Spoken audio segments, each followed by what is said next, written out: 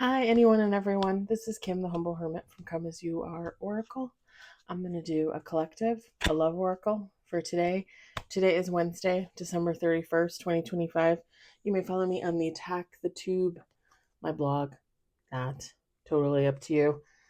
Take what resonates, leave what doesn't. If it doesn't fit, don't make it fit. If some of it fits, God's kiss. We love that for you.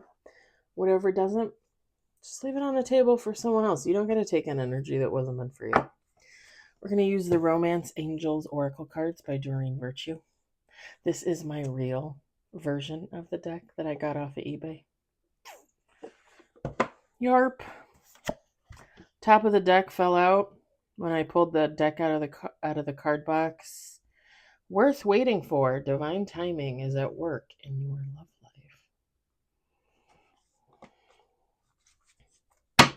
I'm going to randomly put that back in there. I hope everybody's having a great hump day.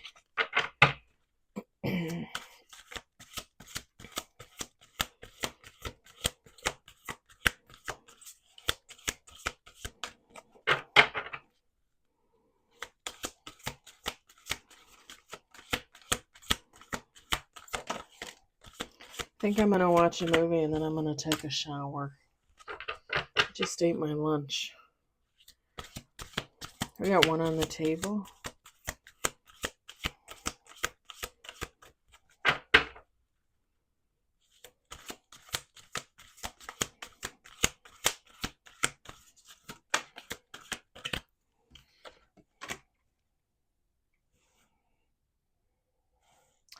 Three on the table. Two more shuffles. They go together. They go together. Last shuffle.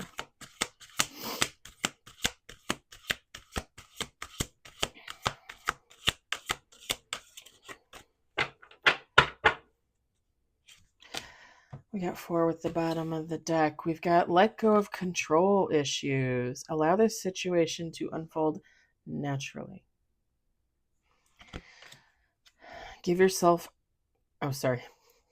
Give your relationship a chance. Work on your partnership. Getting to know each other. As you reveal your innermost selves to each other, your bond deepens. Sorry, my nose itches. It's all a cat hair, I think. Love yourself first. Your self-respect makes you more romantically attractive. I've said before, I think that's debatable. Depends on if it's a weak or a strong man or woman, right? Because if they're weak-minded, they're not going to be impressed. They're not going to care.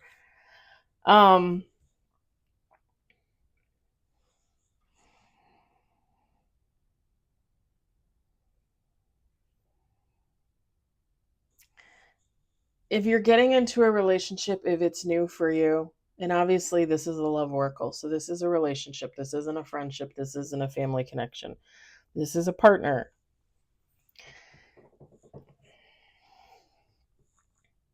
If you're getting into a relationship, you need to let go of everything. You're going to be going through the getting to know each other phase. You need to give it a chance. Don't get me wrong, like some red flags are a deal breaker. Some red flags can be addressed, and if they're willing to work on themselves, they can work on it. Or if you need to work on yourself, you can work on it, right? Again, there's deal breakers, abuse, things like that. Lying, cheating. Abuse in all forms: mental, emotional, sexual, physical.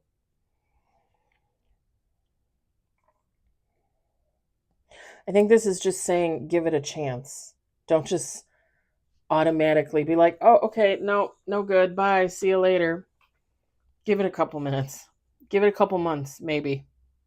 Couple weeks. At the end of the day, you always need to make decisions on relationships, on partners, on connections based on you, because you should always be putting yourself first. So, like, if you know something's not working out, like there's no chemistry, there's no sexual chemistry, you know, and I'm just going to throw this out there because it's an easy one. And sometimes it's a deal breaker. Not always, but sometimes. You're Republican, they're Democrat.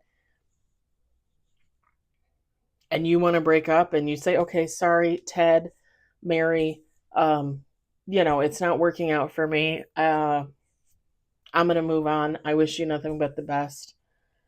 If they start to pull some kind of whiny, but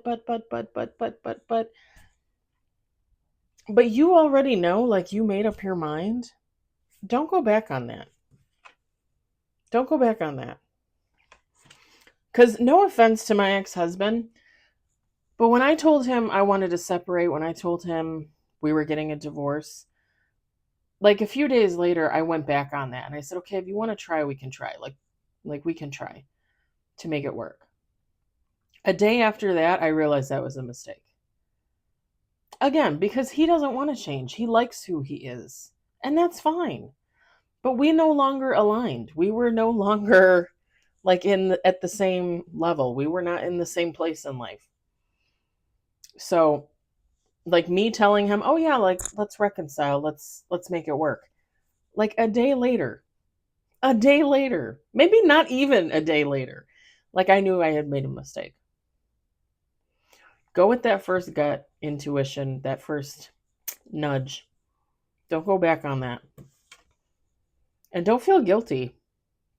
You know, however much I loved him, however much I still love him, like I had to get out of that relationship. I had to. I was suffocating there. I was dying there.